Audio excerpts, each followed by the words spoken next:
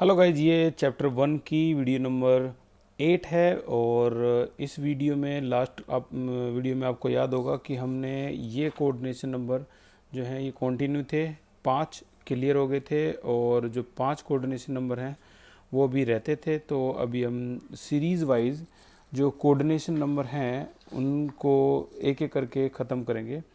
तो coordination number की ही शुरुआत करते हैं। सबसे पहले कोऑर्डिनेशन नंबर के लिए एक 3 डायमेंशनल जो वीडियो है हम उसका यूज़ करेंगे। तो ये जो कोऑर्डिनेशन नंबर है ये तो आपके सारे हो गए थे। जितने भी फिल इन द ब्लैंक्स बचे हुए हैं हम एक एक करके बिना रटे इनको कंप्लीट करेंगे, ठीक है ना। कोई रटने की ज़रूरत नहीं रहेगी इसमें। वीडियो को अगर आप देखोगे ध्यान से तो 3 डायमेंशनली आप समझ पाओगे कि हाँ ऐसा पॉसिबल है। तो बहुत मेहनत से छाट छाट के जो वीडियो मैं लाया हूँ उनको देखना आप।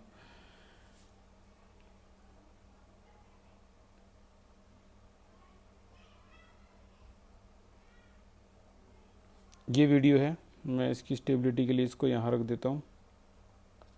The simple cubic lattice is the simplest lattice structure and consists of 8 atoms at the 8 corners. ये इसका सिंपल सेंटर्ड क्यूब के बारे में बताया है और जितना हम होगा जो हम कर चुके हैं उसको हम रिपीट नहीं करेंगे। ये सिंपल सेंटर्ड क्यूब है। सिंपल सेंटर्ड क्यूब से शुरुआत हुई थी हमारी और इसमें हमने देखा था कि जूम करेंगे तो कितने एटम जूम करने से ये आपस में टच होते हैं। ये चीज़ें थोड़ी रिपीट हो रही है आपके लिए, लेकिन फिर भी इसको अच्छी तरह से देख लो और कई जो कॉम्प्लिकेटेड चीज़ है वो भी आज सॉल्व हो जाएगी आपकी, ठीक है। तो यहाँ अगर हम देखें तो इसमें अगर हम इसको काटें तो इसमें कितना हिस्सा यूनिट सेल के अंदर आता है, ये आपका 1/8 पोर्शन है जो इस यूनिट सेल के अंदर आएगा। और ये खाली जगह आपको दिख रही होगी। आपको याद होगा हमने पैकिंग एफिशिएंसी की थी तो इसकी सिंपल सेंटर्ड क्यूब की पैकिंग एफिशिएंसी आती थी 52.4%। यानी इतना स्पेस एटम्स ने ऑक्यूपाई कर रखा है और बीच का स्पेस जो आपको दिख रहा है वो एम्प्टी है। बॉडी सेंटर्ड क्यूब भी कुछ ऐसा ही था। बॉडी सेंटर्ड क्यूब में बॉडी में एक एटम होता था इस तरह से। ये सिंपल वे में रिप्रेजेंट करने के लिए हमने इसको ऐसे दिखाया था। और इसको अगर हम जूम करें तो क्या ये जो एटम हैं आपस में एक दूसरे के टच होंगे? आंसर है नहीं होंगे। ये देखो ये एक दूसरे का टच नहीं हो रहे, लेकिन इसमें एक एटम, कितनी अजीब बात है, टोटल 9 एटम आपको दिख रहे होंगे लेकिन कोई भी एक एटम को उठा के देखोगे तो कॉर्नर का हर एक एटम जो है वो एक एटम के ही टच में होगा। लेकिन और वो एक एटम कौन सा होगा टच में? ये वाला एटम। लेकिन जो बॉडी वाला जो है एटम वो 8 एटम्स के टच में है, ठीक है ना। अब बॉडी वाला एटम कितने के टच में है? 8 एटम के टच में है। तो हम इसको कोऑर्डिनेशन नंबर इसका बोल देते हैं कि इसका कोऑर्डिनेशन नंबर है 8, ठीक है। इसी तरह से फेस सेंटर्ड क्यूब है। फेस सेंटर्ड क्यूब को भी अगर आप देखोगे तो उसमें भी ये फेस सेंटर्ड क्यूब है। तो ये थोड़े से रिपीटेशन है लेकिन आपको इसका प्रॉपर पता होना चाहिए कि न्यूमेरिकल्स में और डेरिवेशन में कहाँ कहाँ यूज़ होता है। तो फेस सेंटर्ड क्यूब में भी जो गैप है, जो ये एटम है वो इस एटम के, यानी जो एज कॉर्नर पे एटम है ये भी यहाँ टच नहीं होते, ठीक है। ये देखो ये टच नहीं होते यहाँ पे। और ये आने वाली जो क्लास है उसमें आप देखोगे कि इसमें इसका कोऑर्डिनेशन नंबर कैसे निकालते हैं और क्या क्या है। लेकिन फ़िलहाल तो इसका सिंपल इन्होंने एटम को काट के दिखाया गया, किस किस तरह से एटम को काट के, ठीक है। तो इस तरह से ये कॉर्नर पे 1/8 पोर्शन है और फेस पे 1/2 पोर्शन है। तो total number of atom inside the unit cell कितने हो गए आपके? ये हो गया आपके टोटल 4। और आप देखोगे तो आपको थोड़ा अजीब लगेगा कि ये इतने आसान आसान क्वेश्चन भी बोर्ड में पूछे जा चुके हैं, ठीक है। ये इस तरह से ये देखो, ये जितने भी लास्ट ईयर के क्वेश्चन हैं ये ग्रीन इसमें हाईलाइट में, how many atoms are present at in body centred cube, 1 mark question है ये, ठीक है। तो कितना आंसर आएगा इसका बॉडी सेंटर्ड क्यूब में? 2। और आप करके भी दिखा सकते हो 8 × 1/8 और 1 जो सेंटर में होता है। ऐसे how many atom are present in face centred cube, तो करके भी दिखा सकते हो, आंसर 4 आएगा। फेस सेंटर्ड में क्या कहोगे, corner is equal to 8 into 1/8 और face is equal to 6 into 1/2, तो टोटल आंसर कितना जाएगा इसका 4। ऐसे ही calculate number of atom face body बार बार पूछे जा चुके हैं लास्ट ईयर में, अलग अलग जो एग्ज़ाम हुए हैं उसमें, ठीक है। तो इस तरह से ये ठीक है, आसान आपको समझ में आ रहा है, आसान है, लेकिन ये एग्ज़ाम में बहुत पूछे जाते हैं, ठीक है। अब बात आती है कोऑर्डिनेशन नंबर की, जिसकी वजह से हम ये वीडियो देख रहे हैं। तो एक एक करके देखते हैं इसमें कोऑर्डिनेशन नंबर। देखो ये है आपका simple centred cube. Simple centred cube का सब कुछ नॉलेज है आपको, लेकिन कोऑर्डिनेशन नंबर के बारे में नहीं पता। अगर मैं इस एटम को देखूं तो ये एटम अगर हम जूम करेंगे तो देखो सिंपल सेंटर्ड तो आपस में टच होते हैं ना, तो ये एटम को अगर आप जूम करोगे, इसको एटम को अगर देखोगे तो इसके टच में कौन कौन होगा, एक तो ये होगा, एक ये होगा, एक ये होगा, ये वाला टच में नहीं होगा, ठीक है। और इसके साइड साइड में जो बराबर में जो यूनिट सेल है उनके भी कुछ एटम टच में होंगे, देखो ये होगा, ऊपर वाला भी होगा और ये नीचे वाला भी होगा। तो जूम करोगे तो इसमें हर एटम को 6 एटम टच करते हैं, ठीक है ना। हर एटम को कितने टच करते हैं, 6। तो एक बात जो क्लियर हो गई है और वो ये है कि इसका कोऑर्डिनेशन नंबर कितना हो गया, सिंपल सेंटर्ड क्यूब का कोऑर्डिनेशन नंबर कितना होता है, 6 होता है इसका कोऑर्डिनेशन नंबर, ठीक है ना, क्योंकि इसमें हर एटम जो है वो 6 को ही टच करते हैं। अब सिंपल सेंटर्ड क्यूब कोई क्या कहते हैं, square close packing in 3 dimension, last class में मैंने बताया था। ये दोनों के दोनों जो हैं वो एक ही बात है, square close packing in 3 dimension. आपको याद होगा हमने square close packing in 3 dimension जो लास्ट क्लास में की थी, उसमें इस तरह से ये स्ट्रक्चर आया था। ये देखो, ये आपका simple centred cube in 3 dimension है, और इसमें सिंपल सेंटर्ड क्यूब बोल रहा हूँ मैं, square close packing in 3 dimension है। इसमें किसी भी 8 एटम्स को निकालोगे तो आपको ये मिलेगा कि ये तो यार दोबारा से क्या बन गया, सिंपल सेंटर्ड क्यूब। तो इसका कोऑर्डिनेशन नंबर भी क्या मान लेते हैं हम, 6 मान लेते हैं, क्योंकि ये square close packing in 3 dimension बिल्कुल सिंपल सेंटर्ड क्यूब की तरह ही है। अगर कोई भी 8 एटम हम निकालें तो इसका आंसर भी क्या आ गया आपका 6। तो आपके फिल इन द ब्लैंक्स भरते जा रहे हैं, ये सारे भर चुके हैं। अब जो रहते हैं वो सिर्फ 3 ही रहते हैं, फेस सेंटर्ड क्यूब और बॉडी सेंटर्ड क्यूब, ठीक है। तो इनकी रिसर्च भी अब चलेगी। तो किस किस तरह से, देखो रटने को तो कैसे भी रट लो, लेकिन अगर आप समझ के करोगे तो ये चीज़ें आसान लगेंगी आपको। ये देखो आपके सामने बिल्कुल पूरा प्रूफ है, ये बॉडी सेंटर्ड क्यूब है। इसमें बॉडी का जो एटम आपको दिख रहा है वो कितने से टच में है, 8 से टच में है। लेकिन बच्चे पूछते हैं चलो ठीक है सर, ये बॉडी का तो टच में है 8 से, ये वाला जो कॉर्नर पे है ये कैसे हो गया 8 से टच में। तो ये वाले कॉर्नर को अगर आप देखोगे तो ऊपर यूनिट सेल के सभी बॉडी के एटम इस कॉर्नर के एटम के टच में है, यानी एक कॉर्नर वाले को 8 एटम टच कर रहे हैं। तो इसीलिए इसका कोऑर्डिनेशन नंबर हमें पूरी तरह से बोल दिया जाता है कि बॉडी सेंटर्ड क्यूब का कोऑर्डिनेशन नंबर कितना होता है, 8। तो यहाँ हम लिखेंगे बॉडी सेंटर्ड का कोऑर्डिनेशन नंबर होता है 8। देखो एक बात बताता हूँ मैं आपको, बाकी बच्चों को सिर्फ इसीलिए 8 का पता है क्योंकि बॉडी में जो एटम है वो 8 से टच में होता है, 8 कॉर्नर वाले एटम से टच में होता है। लेकिन किसी को ये नहीं पता कि जो कॉर्नर वाला है वो बाकी पड़ोसियों के सभी के बॉडी के 8 एटम्स के टच में होता है, जिसकी वजह से इसका प्रॉपर कोऑर्डिनेशन नंबर 8 बोला जाता है। उम्मीद है आपको समझ में आया होगा, ठीक है। तो और आगे चलते हैं, इसको प्रोसीड करते हैं। तो इसमें ये दिखाया गया है, फेस सेंटर्ड में आ गया। फेस सेंटर्ड में आप कोई भी एक एटम को लोगे, जैसे ये दिखाएंगे आपको, तो फेस सेंटर्ड में एटम कुछ ज़्यादा हैं तो इसलिए 3 डायमेंशनल पोर्शन ज़्यादा होगा इसका। तो जैसे ये वाला फेस का ले लिया तो साइड वाले 4 हो गए, इसी तरह से ऊपर वाले के फेस के 4 हो गए और नीचे वाले के फेस के 4 हो गए। इसको समझना थोड़ा कॉम्प्लिकेटेड है, बट ये इस तरह से 12 कोऑर्डिनेशन नंबर बताता है। आने वाली क्लासेस में आपको पता लगेगा फेस सेंटर्ड क्यूब के बारे में एक छुपी हुई बात का, ठीक है ना। यहाँ कॉर्नर वाले भी देखोगे तो पड़ोसियों के 4 फिर 4 फिर 4, तो ये टोटल इसके एटम जो टच में होते हैं कुल मिला के फेस सेंटर्ड के कितने होते हैं, ये होते हैं आपके 12। और आने वाली क्लासेस में कुछ सस्पेंस खुलेगा, ठीक है। और वो सस्पेंस कैसे खुल जाएगा, आपको ये पता लगेगा कि हेक्सागोनल क्लोज पैकिंग भी 12 है और तो और क्यूबिक क्लोज पैकिंग भी 12 है। और ये दोनों के दोनों, ये 1 2 3 के बारे में जब आपको ये पता लगेगा ना कि गंगाधरी शक्तिमान था, यानी ये hexagonal close packing, cubic close packing ही फेस सेंटर्ड है वीडियो। भाई 3 डायमेंशन वीडियो में ही पता लग सकता है। आप बुक पढ़ लो, 2 डायमेंशन जो पिक्स हैं वो देख लो, नहीं पता आप लगा पाओगे इस चीज़ को। ठीक है, तो ये पता लगेगा कि फेस सेंटर्ड क्यूब ही एचसीपी और सीसीपी के बराबर था।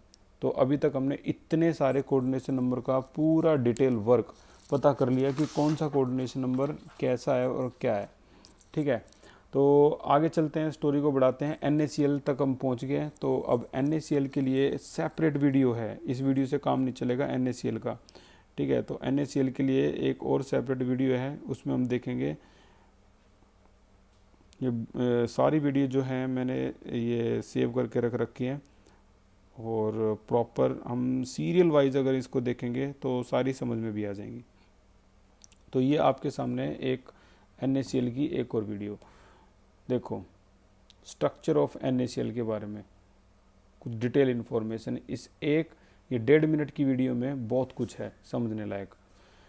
रेडियस रेशियो जो है वो अभी हमने नहीं की है, रेडियस रेशियो। ठीक है ना, रेडियस रेशियो आपकी ABC में, प्रदीप फंडामेंटल में मिल जाएगी। NCERT में रेडियस रेशियो नहीं है, लेकिन फिर भी मैं इस क्लास के एंड में रेडियस रेशियो के बारे में बताऊंगा क्या होती है रेडियस रेशियो। ठीक है, तो समझना एक बार ध्यान से। NaCl में अगर आप बॉडी में, जैसे कि आपको पता है NaCl की बॉडी में भी इन्होंने यूनिट सेल को और बढ़ा दिया। ठीक है, NaCl की बॉडी में जो एटम होता है वो 6 एटम के टच में होता है। देखो ये बॉडी का, ये सोडियम का ये ले लिया और ये देखा था कि 6 एटम के टच में था, तो इसका कोऑर्डिनेशन नंबर क्या माना जाता है? 6 माना जाता है। अगर इसको बढ़ाकर अभी इन्होंने जो किया है, मैं एक बार रिपीट करता हूँ।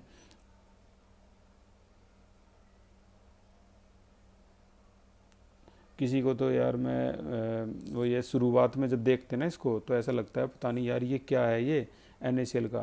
तो मैं आपकी प्रॉब्लम को बिल्कुल सोल्व करने के लिए, NaCl पे जो रिसर्च होती है ना सॉलिड स्टेट में, बहुत खास रिसर्च होती है, तो इसीलिए इसको बहुत अच्छी तरह से समझा जाता है। अब मैं जो एक्सप्लेन कर रहा हूँ उसको ध्यान से सुनना। पहली बात तो ये कि इसके अंदर 8 यूनिट सेल नहीं है, ये पूरा एक ही यूनिट सेल है। NaCl इतना कॉम्प्लिकेटेड होता है कि इसको डिवाइड करके समझाया जा सकता है, इसीलिए इन्होंने इसके ऐसे सेक्शन डिवाइड करे हैं ताकि NaCl को प्रॉपरली समझा सकें। लेकिन ये बात सच है कि ये 8 यूनिट सेल नहीं है, ये पूरा ही एक यूनिट सेल है। ठीक है ना, ये पूरा ही एक यूनिट सेल है। ठीक है, और देखो ऊपर वाला जो छत है इसकी, उसको देखो, इसके फेस पे एक एटम है, इसके फेस पे एक एटम है। ठीक है ना, और ये छोटे एटम जो हैं वो सोडियम को रिप्रेजेंट कर रहे हैं, बड़े एटम जो हैं वो क्लोरीन को रिप्रेजेंट कर रहे हैं। तो छोटे एटम यानी सोडियम कहाँ कहाँ होते हैं, आपको एक पैटर्न बताया था, उम्मीद है अभी भी याद होगा, भूले नहीं होगे। वो पैटर्न क्या था? वो पैटर्न ये था, सोडियम जो है, सोडियम वो कहाँ कहाँ प्रेजेंट होता है? सोडियम प्रेजेंट होता है E और C पर। ठीक है, E का मतलब, E का मतलब एज, और C का मतलब सेंटर। वैसे ही क्लोरीन कहाँ प्रेजेंट होता है? Answer FC। F का मतलब फेस और C का मतलब कॉर्नर। ठीक है, तो ECFC आपको याद होगा, ये हम कर चुके हैं। ठीक है, तो अब देखो एक बार ध्यान से,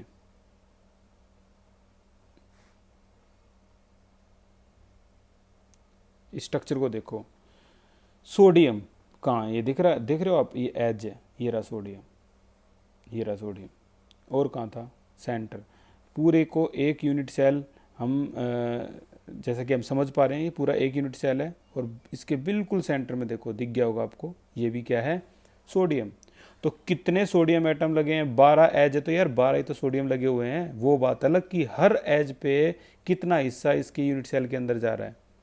1/4, क्योंकि एज का 1/4 हिस्सा ही अंदर जाता है, और यहाँ बीच में सोडियम है। अब आप खुद देख के बताओ जो बीच का सोडियम है वो कितने के टच में होगा जूम करने पर। एक जो फेस पे लगे हुए हैं ना सभी, 2 3 4 5 6 के टच में होगा। इसीलिए स्ट्रक्चर ऑफ NaCl में इसका कोऑर्डिनेशन नंबर क्या मानते हैं हम, 6। याद है। और NaCl की एक और ख़ास बात, एक तो इसका कोऑर्डिनेशन नंबर 6 होता है और एक इसकी इसकी जो वैल्यू होती है NaCl को क्या कंसिडर करके चलते हैं हम, ये फेस सेंटर्ड क्यूब है, यानी इसकी Z की वैल्यू क्या होती है, 4। ठीक है ना। तो NaCl की दो खास बात सुन लो आज। एक, ये फेस सेंटर्ड क्यूब होता है, इसकी Z की वैल्यू 4 होती है। दूसरी कि ये जो है इसकी कोऑर्डिनेशन नंबर जो है वो कितना होता है, 6 होता है। अब ये वही दिखाएंगे आपको कोऑर्डिनेशन नंबर 6 कैसे होता है। तो ये पूरा एक यूनिट सेल है। ये रेडिस रेशियो है जो हम बाद में आने वाली क्लास में पढ़ेंगे, अभी इसके ऊपर कोई डिस्कशन नहीं। ओके, अब देखो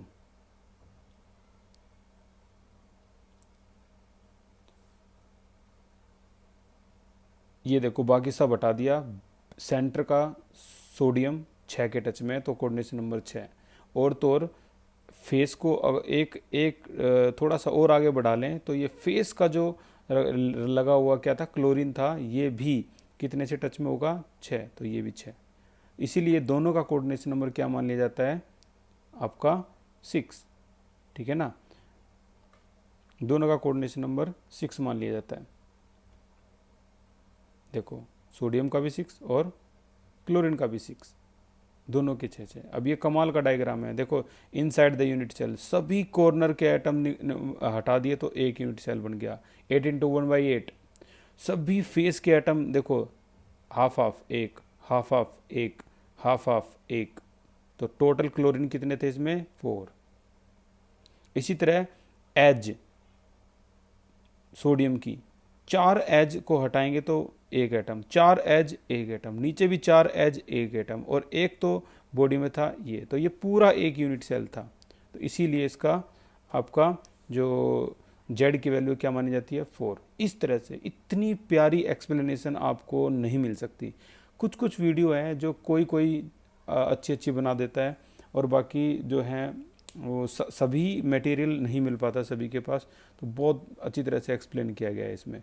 ठीक है, आगे चलते हैं, इस सेक्शन को आगे ले जाते हैं। तो अब मेरे ख्याल में आपको कोई डाउट नहीं रहा होगा कि NaCl का कोऑर्डिनेशन नंबर 6 क्यों होता है। ठीक है ना, तो ये पूरा कोऑर्डिनेशन नंबर का जो सेक्शन था आपका फिनिश, ये था आपका कोऑर्डिनेशन नंबर। और जो कहानी है उसको आगे ले चलते हैं। अब हम टेट्रा हेड्रल और ऑक्टाहेड्रल वाला जो केस है वो देखेंगे। देखो लास्ट क्लास में जो आपने पढ़ा था वो ये पढ़ा था, ये फार्मूले आपके पास आगे थे। Number of atoms in lattice या क्रिस्टल जो भी है, अगर n है तो फिर नंबर ऑफ ऑक्टाहेड्रल वॉइड भी कितने होंगे, n ही होंगे। लेकिन नंबर ऑफ टेट्राहेड्रल वॉइड जो होंगे वो क्या हो जाएंगे, 2n।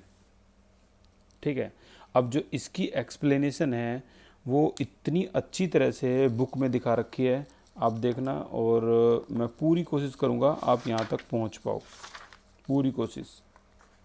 इतना तो पता ही होगा ऑक्टाहेड्रन किसे कहते हैं।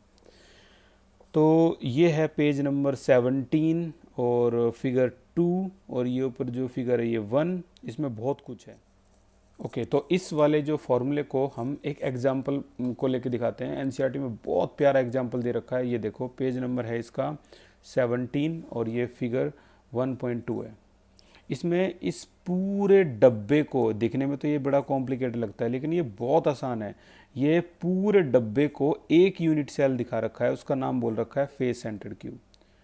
पूरा ये डब्बा, ये नहीं कि आप देखोगे इसमें तो यार 8 डब्बे हैं, नहीं, ये पूरा एक ही डब्बा है, यानी एक ही यूनिट सेल है। और इस यूनिट सेल में ये कॉर्नर पे आप देख पा रहे हो तो ये कॉर्नर के एटम है, और ये ऊपर वाली छत देखो, इस पे फेस पे एक एटम है, यानी फेस सेंटर्ड क्यूब। इस वाले फेस को भी आप चेक कर लो, यहाँ भी देखो कॉर्नर पे एटम है और ये फेस पे एटम है, फेस पे, बॉडी में कुछ है ही नहीं। ठीक है, तो ये पूरा का पूरा जो है ये एक यूनिट सेल है और ये क्या है, फेस सेंटर्ड क्यूब है। ठीक है, अब फेस सेंटर्ड क्यूब में total number of atoms occupied inside the unit cell कितने होते हैं, 4। तो हम लिखेंगे यहाँ पे, देखना मैं किस रिजल्ट पे पहुँचूँगा, इसी फॉर्मूले को रिलेट करते हैं। पहली line, number of atoms inside face centred cube is equal to 4।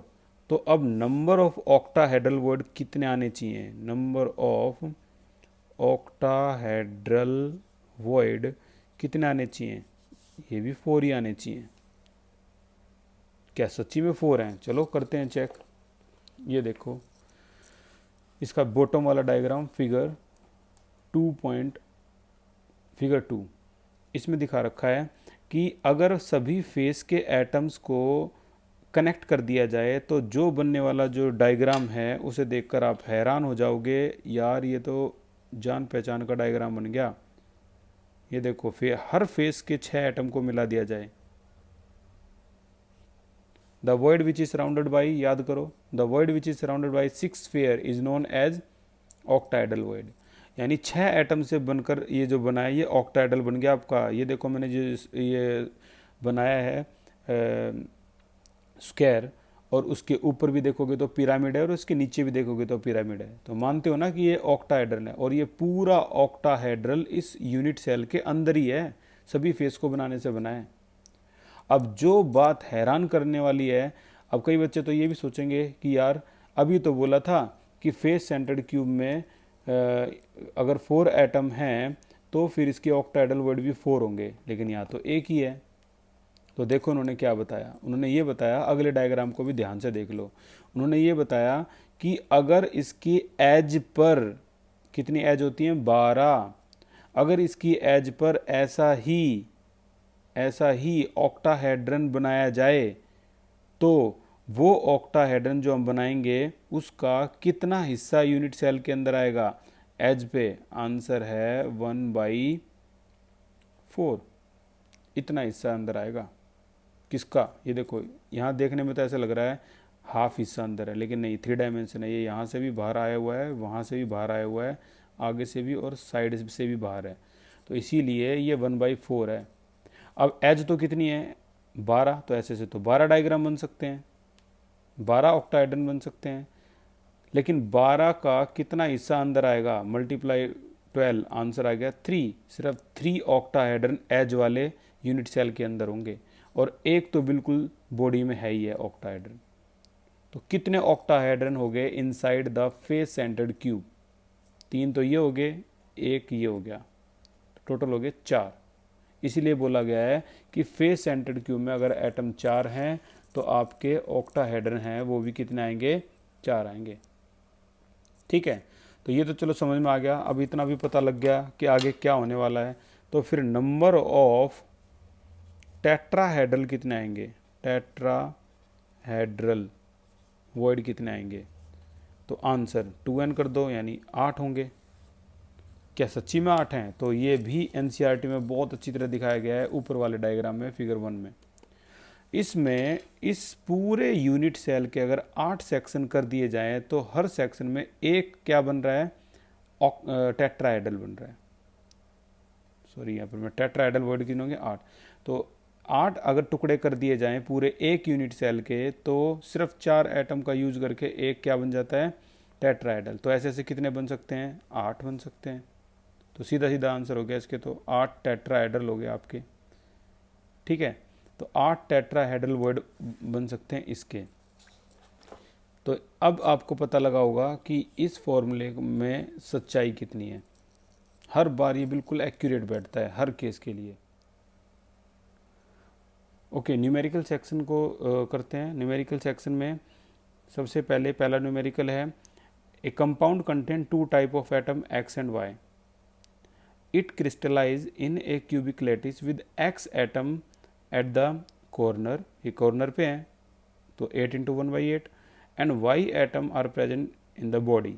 Body है तो एक ऐसा कैसा हो गया, डेराइव द फॉर्मूला। तो क्या आएगा इसका, देखो एक्स कॉर्नर पे करने का तरीका देख लेना, ठीक है ना। आंसर सभी को पता होता है लेकिन तरीका जो है वो काम का है। एक्स कॉर्नर पे है तो 8 × 1/8, वाई बॉडी में तो एक ऐसा का ऐसा फार्मूला क्या हो गया, एक्स वाई, ठीक है। और आगे चलते हैं, ये देखो, a solid has structure in which W atom are present at corner, O atom are present edge पे भी आ गया, and B atom are present at body centre, derive the formula, ठीक है ना। तो W कहाँ पर हो गया, आपके कॉर्नर पे, तो W भाई कॉर्नर इज इक्वल टू कितना, 8 × 1/8, 1 हो गया। O एटम कहाँ पे है, एज पे है, और एज का क्या रूल था, 12 एज होती हैं, और कितना पोर्शन अंदर आता है, 1/4 आता है, तो 3 हो गया। और B atom are present in body, वाह, B इन बॉडी, तो बॉडी में तो 1 हो गया। तो फॉर्मूला क्या हुआ इसका, इसका फॉर्मूला हो गया WO3B, ठीक है ना। आप चाहो तो ऐसे भी लिख सकते हो WBO3, दोनों ही करेक्ट माने जाएंगे, ठीक है। तो इस तरीके से इसका आंसर आ गया। अगले न्यूमेरिकल की तरफ चलते हैं। और क्या क्या न्यूमेरिकल है इसमें, ये एक क्वेश्चन तुम्हें ऐसे लग रहे होंगे आसान आसान से, तो भाई ये आसान ही होते हैं, इसमें कुछ नहीं है ज़्यादा। Okay, in a face centred cube X and Y atom है, X atom are present at the corner and Y atom are present at the face, तो बताओ डिराइव द फॉर्मूला, ठीक है भाई। तो देखो फॉर्मूला क्या है, एक्स एटम कहाँ प्रेजेंट है, X atom are present at the corner, तो एक्स कहाँ पे है, कॉर्नर पे है, ये कॉर्नर हो गया, तो 8 × 1/8, 1, ये प्रॉब्लम नंबर 3 है। ओके, वाई कहाँ है, वाई फेस पे है, तो ये हो जाएगा आपका फेस कितने हैं, 6 × 1/2 यानी 3। तो फॉर्मूला क्या हो गया, 2 पार्ट है, तो पहला पार्ट है फॉर्मूला पूछ रखा है नॉर्मल XY3, सेकंड पार्ट और देखते हैं सेकंड पार्ट क्या है। सेकंड पार्ट है इसका, formula, what is the formula when 2 atoms are missing from the corner, corner से 2 एटम मिक्स हो गए, तो बताओ अब फार्मूला क्या होगा। अब देखो, कॉर्नर से 2 एटम मिक्स हो गए, तो x तो कॉर्नर पे थे, लेकिन यहाँ से तो 2 एटम मिस हो गए, तो 8 की जगह कितना रह गया, 6 × 1/8, क्या आंसर है इसका, 3/4, ठीक है। y की बात करें तो y कहाँ पे है, फेस पे है, ये तो एज इट इज़ है, तो 6 × 1/2, ये तो एज इट इज़ है 3, तो आंसर क्या आएगा इसका, x 3/4, y 3, मल्टीप्लाई करेंगे तो क्या आएगा, x 3 y 12, ये कैंसिल हो रहा है तो काट दो, आंसर क्या आ गया, XY4, this is your answer. इस तरीके से निकाल लेंगे XY4, ठीक है।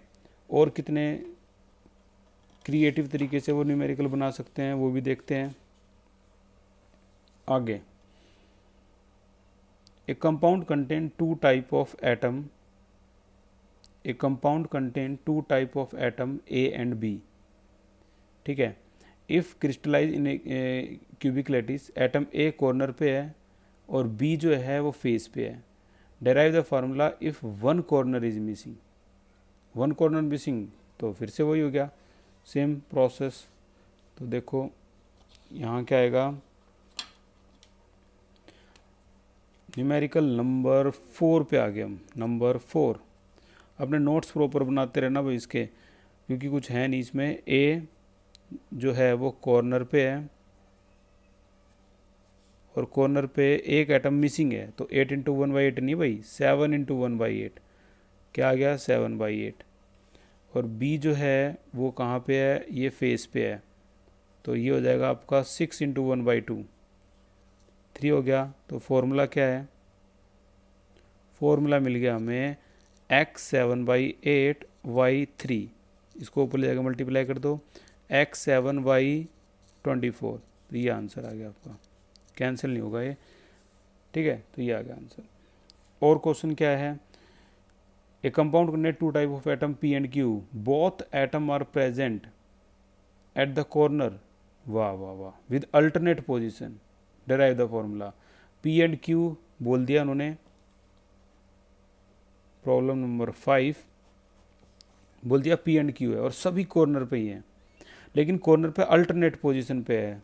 मैं ये बताता हूँ, इस तरह से देखो, ये नीट का क्वेश्चन है और ये पूछा गया था कि अल्टरनेट पोजीशन पे है आपके एटम है। मान लो ये वाला एटम यहाँ है, तो अगले वाला एटम जो है वो इससे अलग होगा, ये होगा, ठीक है। फिर अगला एटम जो होगा ये वो एक जैसे नहीं होंगे, यहाँ ये हो गया, ठीक है, यहाँ भी ये हो गया, अच्छा, और ये कहाँ कहाँ पे होगा, यहाँ हो गया, यहाँ हो गया, ठीक है। अब ये यहाँ हो जाएगा, तो ये यहाँ हो गया, तो ये वाला आइटम यहाँ होगा, ठीक है, अल्टरनेट पोजीशन कहते हैं इसको, ठीक है। यहाँ पर अगर बात की जाए तो ये वाला रेड होगा, तो कितने रेड हो गए 4, और कितने ये ब्लू कलर के कितने हो गए, ये भी 4 हैं, तो आंसर क्या आ जाएगा आपका, ये आ जाएगा आंसर। देखो मान लो ये P है, ये Q है, तो P इज इक्वल टू क्या होगा, कॉर्नर है एक, तो ये P कॉर्नर पे है, तो आंसर क्या आएगा P का, 4 इंटू 1/8 यानी 1/2 आ गया। Q का आंसर क्या आएगा, जो भी ये भी कॉर्नर पे ही है, ये भी 4 इंटू 1/8, तो ये भी आंसर 1/2 आ गया। तो फॉर्मूला क्या बना, फॉर्मूला बन गया आपका P हाफ Q हाफ यानी PQ, ये वाला आंसर आ गया आपका, P हाफ Q हाफ, तो ये PQ हो गया, ठीक है। तो ये 5 न्यूमेरिकल तो ये हो गए, और इससे आगे चलते हैं न्यूमेरिकल को करते करते, तो देखो कौन कौन से न्यूमेरिकल और आएंगे नंबर 6 पे, और देखो क्या क्या क्रिएटिविटी है इनमें। हाँ, ये वाले एटम, ये वाले क्वेश्चन भी बड़े कमाल के होते हैं। A compound is formed by 2 element X and Y, ठीक है। Atom of element Y make CCP cubic close packing and those of element X occupy octahedral void, ये ऑक्टाहेड्रल वॉइड है। अब आपको पता लगेगा कि CCP और FCC को हम, ये देखो, अब मैं जो आपको चीज़ दिखाने वाला हूँ उसको ध्यान से समझना। अब मैं एक बहुत बड़ी प्रॉब्लम को सोल्व कर रहा हूँ। HCP को CCP को दोनों को FCC क्यों कहते हैं, ठीक है ना, इसको FCC क्यों कहते हैं, hexagonal close packing, cubic close packing, FCC, और सभी के लिए Z इज इक्वल टू कितना होता है 4, ऐसा क्यों होता है। तो इस वीडियो को ध्यान से देखना कि इसको क्यों कहते हैं हम फेस सेंटर्ड क्यूब, ठीक है ना। एक बड़ी कॉम्प्लिकेटेड जो प्रॉब्लम है वो सॉल्व आउट हो जाएगी आपकी।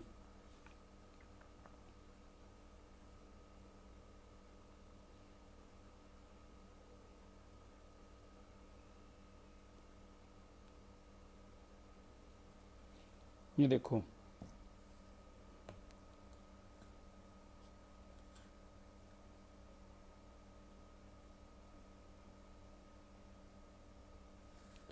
ऑक्टाहेड्रल एंड टेट्राहेड्रल होल हम पहले ही पढ़ चुके हैं, ठीक है ना, किस तरह से ऑक्टाहेड्रल और टेट्राहेड्रल होल आते हैं और कैसे आते हैं।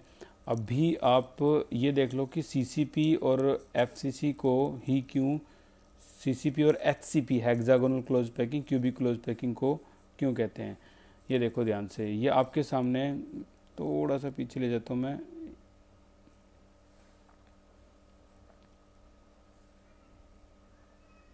ये देखो आपके सामने जो ये स्ट्रक्चर दिखाई दे रहा है, ये क्या है, आपने कई बार देखा होगा, ये फेस सेंटर्ड क्यूब है। कॉर्नर पे 8 और फेस पे कितने 6 एटम है। अब देखना यही चीज़ क्या बन जाएगी, यही चीज़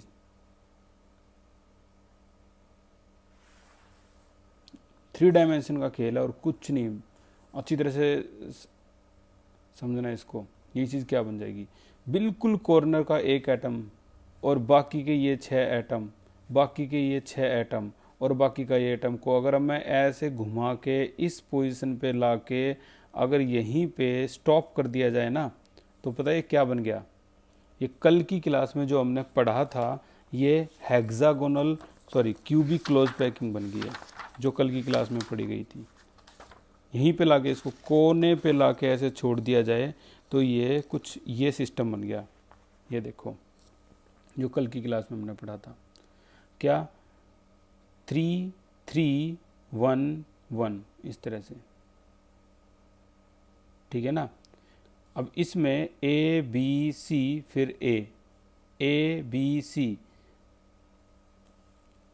ये देखो ए बी सी फिर ए, और इन्हीं एटम को जोड़ के अगर घुमा दें तो ये फेस सेंटर्ड क्यूब बन जाता है। यानी कहीं ना कहीं जो हम कल पढ़ रहे थे ये क्यूबिक क्लोज पैकिंग, ये क्या था 3 3 1, ठीक है ना। ये क्या था, ये क्यूबिक क्लोज पैकिंग ही फेस सेंटर्ड क्यूब था। अब इस डायग्राम में अगर हम ध्यान से देखें तो हमें ये चीज़ पता लगेगी कि पीछे के एटम, ये एटम 3 3, देखो 3 3 1 का कॉम्बिनेशन है, ए बी सी पैटर्न है ये।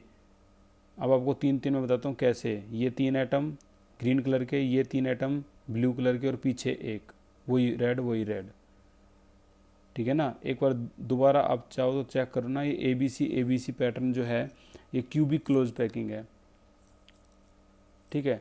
तो ये रेड एटम, ये 6 एटम, 6 में से सिर्फ ये बीच के 3 देखना और ये ग्रीन में भी बीच के 3 देखना, ठीक है। वो बीच के जो 3 एटम जूम करेंगे तो ये रेड और रेड बिल्कुल वैसे आ जाएगा, ए और ए। ये बी है ब्लू में, सी है ग्रीन में और ये दोबारा से ए आ गया, ठीक है। और इसके जस्ट नीचे देखो ये 3 ग्रीन, इसके जस्ट नीचे 3 ब्लू, तो 3 3 1 3 3 1 ऐसे पैटर्न का चेहरा दिखाता है फेस सेंटर्ड क्यूब। इसीलिए इसको क्या बोल देते हैं हम, इसको बोल देते हैं हम कि ये भी क्यूबिक क्लोज पैकिंग है, ठीक है ना। बिल्कुल उसी तरह से जो हमने लास्ट क्लास में पढ़ी थी क्यूबिक क्लोज पैकिंग। तो याद रखना कभी भी अगर क्यूबिक क्लोज पैकिंग आता है या हेक्सागोनल, आने वाली क्लास में आपको हेक्सागोनल का भी पता लगेगा कि कैसे हेक्सागोनल क्लोज पैकिंग जो है वो भी फेस सेंटर्ड क्यूब है, ठीक है ना। तो क्यूबिक क्लोज पैकिंग जो है वो बिल्कुल एज इट इज़ स्ट्रक्चर बना के दिखा देता है फेस सेंटर्ड क्यूब का। इसीलिए इसकी जेड की वैल्यू क्या मानते हैं हम, 4 हर बार। अब आगे के न्यूमेरिकल आप इसी के बिहाफ पे करोगे तो आपको बहुत आसान लगेंगे वो न्यूमेरिकल। देखते हैं आगे के न्यूमेरिकल क्या थे।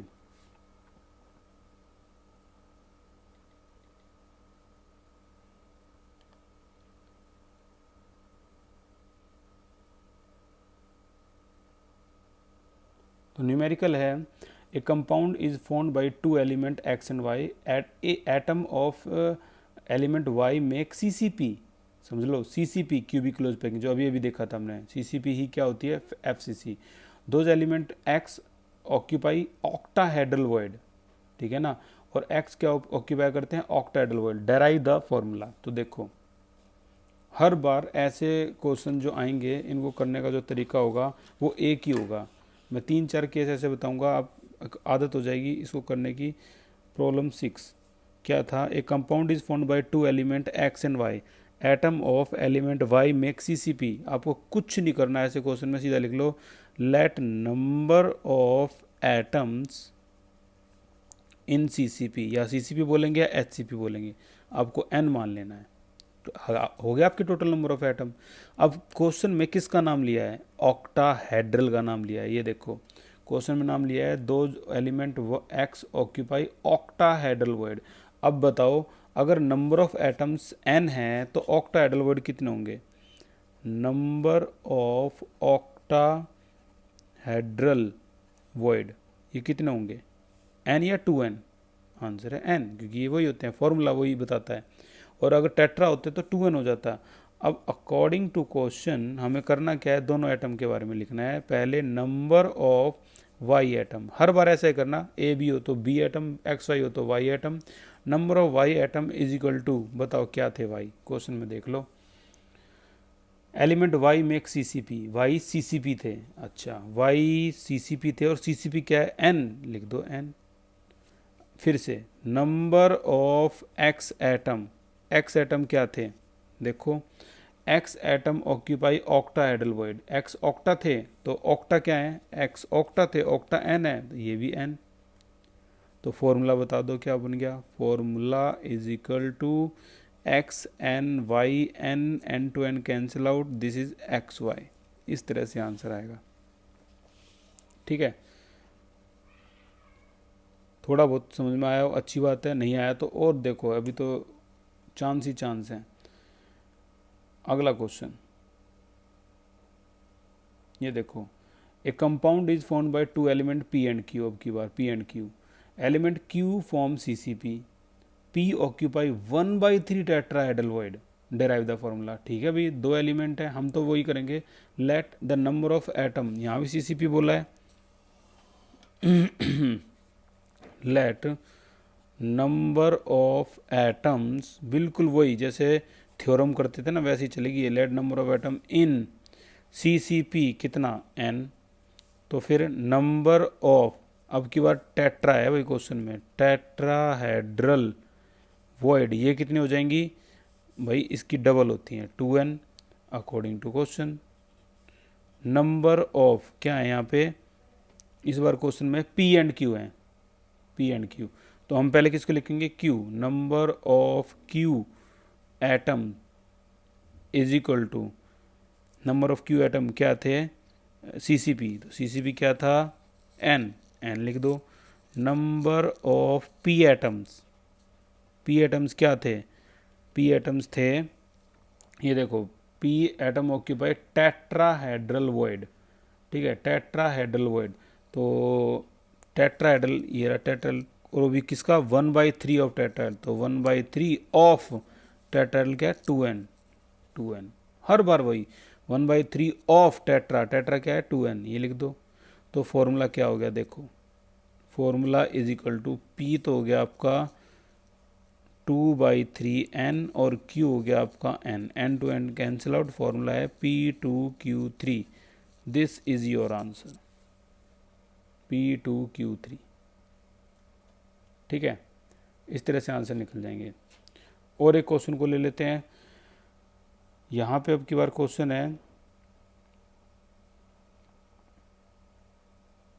एटम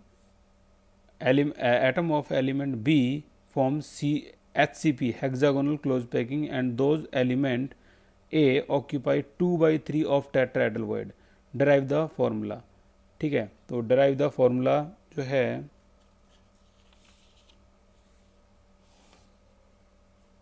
प्रॉब्लम नंबर 8, अब की बार बोल रखा है atom element B form HCP, फिर से वही late number of atoms in HCP कितना भाई n मान लो, तो नंबर ऑफ फिर से tetrahedral void is equal to 2n, ये हो गया।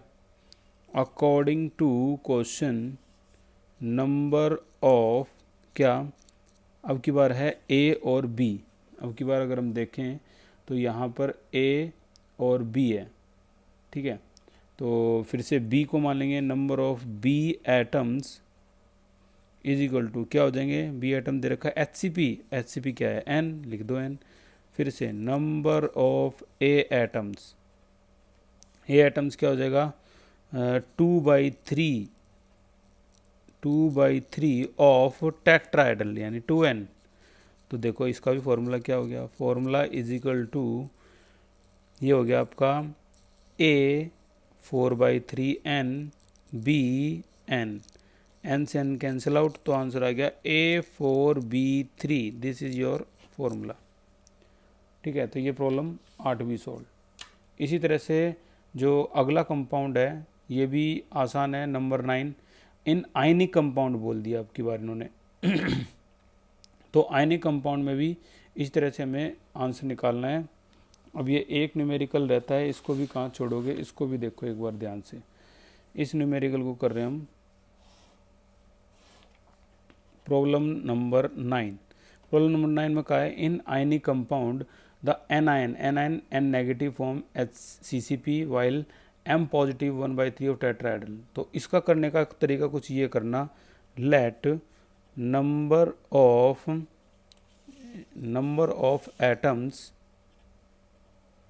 इन HCP इज इक्वल टू कितना, CCP है वैसे तो CCP is equal to N, तो फिर नंबर ऑफ टेट्राहेड्रल वॉइड जो आएगा वो कितना हो जाएगा, टेट्राहेड्रल है तो 2n, ठीक है। अकॉर्डिंग टू क्वेश्चन के अकॉर्डिंग अगर हम देखें तो यहाँ पे number of n negative atoms कितने हैं, HCCP में है तो n हो गए। Number of M positive atoms ये कितने हो गए, ये है 1/3 ऑफ टेट्राहेड्रल, ठीक है। तो फॉर्मूला क्या होगा, अब फॉर्मूले में ज़्यादा कुछ नहीं है, M, क्योंकि आयन है, आयन जब एटम बनते हैं तो अब ये नेगेटिव और पॉजिटिव चार्ज मत लगाना क्योंकि वो मॉलिक्यूल यानी कंपाउंड बन चुके हैं। तो M 2/3 N हो गया और N हो गया, N नेगेटिव N है तो N से N कैंसिल आउट, आंसर आ गया M2N3, ये आंसर हो गया आपका। तो ये 9 न्यूमेरिकल्स हमने किए हैं, ठीक है। तो बाकी हम कल की क्लास से स्टार्ट करेंगे कुछ नए कॉन्सेप्ट। तो तब तक के लिए thank you so much and take care.